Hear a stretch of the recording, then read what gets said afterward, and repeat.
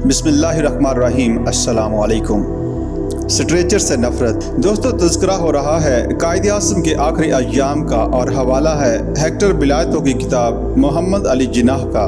बिलायतों लिखते हैं, 9 अगस्त को डॉक्टर की ये राय हुई कि ज़ियारत की बुलंदी मरीज़ के हक़ में अच्छी नहीं और इन्हें कोयटा मुंतकिल कर देना चाहिए।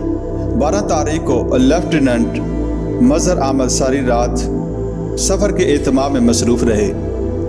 दूसरे दिन सुबह जब कायद-ए-आज़म को बताया गया कि अब रवानगी का वक्त आ गया है तो उन्होंने कहा, मैं कपड़े बदलना चाहता हूँ। शब ख्वाबी का लिबास पहनकर मैं हरगिज़ घर से नहीं निकलूँगा।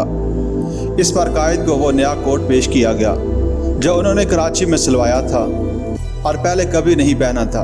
फिर कायद ने अपने जूते पहने और इसके बाद अपने एके की सरमई रेशमी डोरी गले में डाली। कायद ने एक चश्मा लगाना 50 साल कबल शुरू किया था जब वह लंदन में ज़ेरे तालीम थे और पैदल अपनी दरसगाह से किंगस्टन में अपनी क़यामगाह तक जाया करते थे। आज बीमारी के साए में भी कायद अपना एक चश्मा ना भूले। नौजवानी में पहली दफ़ा उसे लगाकर उन्हें जो खुशी हुई होगी इसकी याद शायद आज ताज़ा हो गई होगी। कायद अपना एका गले में डाल चुके तो इन्हें एक सफ़ेद रुमाल दिया गया जिसे उन्होंने अपनी उंगलियों में दबा लिया।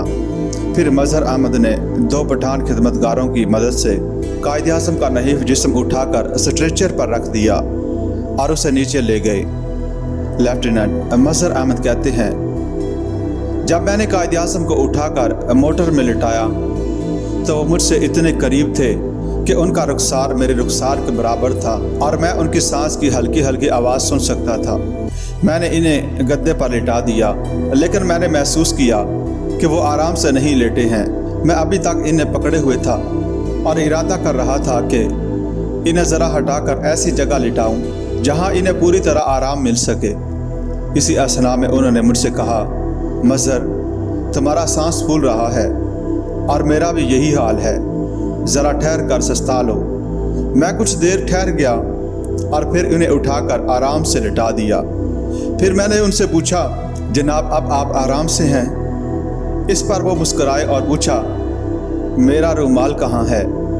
मैंने रुमाल ढूंढ कर उन्हें दिया। फिर अमले के बाकी सब लोग मोटरों में बैठ गए और हमारा सफ़र शुरू हो गया।